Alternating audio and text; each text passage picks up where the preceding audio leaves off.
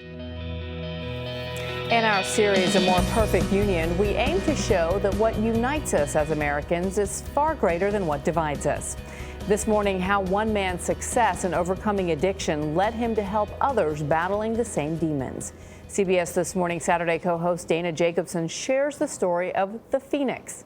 Dana, good morning. Good morning. The Phoenix is the brainchild of Scott Strode. It's a gym, but more importantly, it is a support system. Everyone there is a recovering addict. There are no initiation fees to join, no monthly dues. The only requirements are 48 hours of sobriety and a will to get your life back. Here at the Phoenix, a sober gym, building muscle is secondary to rebuilding lives. Can you put your hands on the box? At first I didn't think I fit in, but all of my coaches, everybody here welcomed me with open arms. Dresden has been sober for almost a year now, thanks in part to the support she got at the Phoenix. They were here when I needed a hug.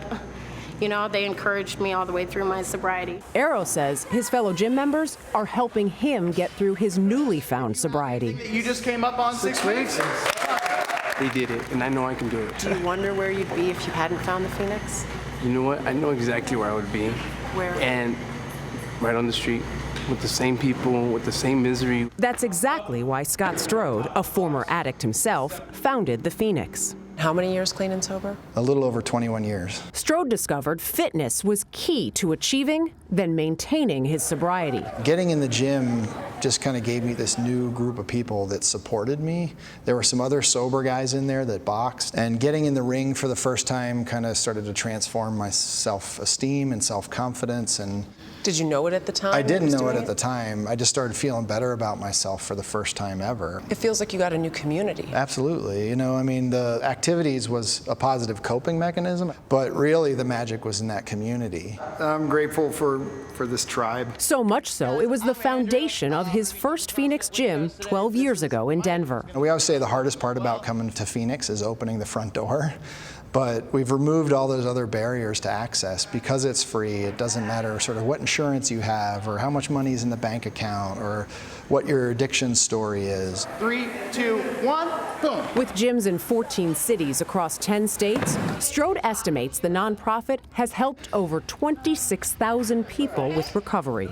I mean, when you look at the addiction crisis sort of facing the country now, there's very few messages of hope out there, and Phoenix is trying to be that flag of hope. Dana Smith found the Phoenix while she was in prison, convicted of a fatal DUI. She committed herself to a new lifestyle. 3, 2, 1, up. That's when she saw Scott Strode on TV. Beautiful. Why did that moment speak to you? It was like every time that I had attempted sobriety in the past, there was something missing. Phoenix felt like it embodied what I needed. It was one of those moments for me where I knew I had to be a part of it.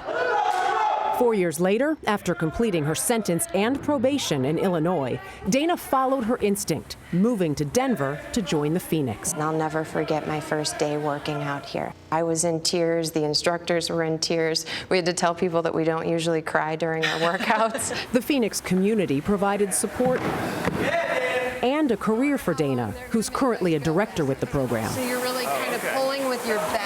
A new mom, she's been sober for more than 9 years, and now she's trying to inspire others.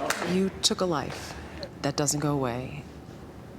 How do you live with that? That's another reason why it was so important to me to come to Phoenix. I'm Dana. I'm grateful that my daughter will be raised with this Phoenix family. I knew that I needed to be in a place where I felt comfortable talking about it, and I felt, open and able to share. I know you can't take back a life.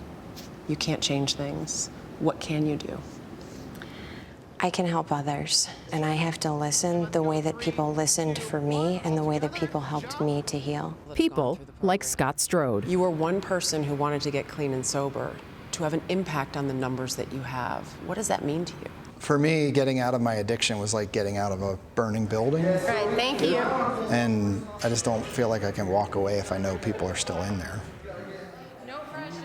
A lot of people glad he didn't walk away. Yeah. Funding for the Phoenix comes from a combination of donations and from grants, and it's really incredible when you're there in the gym and you can feel that spirit. They talk about rising from the ashes. That's the Phoenix. That's what you see in these people. It comes across in that piece, too. Wow. Yeah, it must make you feel really good when you know that you've done something so horrible to figure out a way, how can I redeem myself, now help others. Yeah, So we're pulling for Dana. Yeah, and she said very clearly that she can't take back that life. She knows for that family it will never change, and she's not trying to say, aren't I great because I did this, but she can try to help others from having a moment like that. More perfect union. Bravo to you, Dana. I need sunglasses because I just heard that Dana Jacobson got engaged.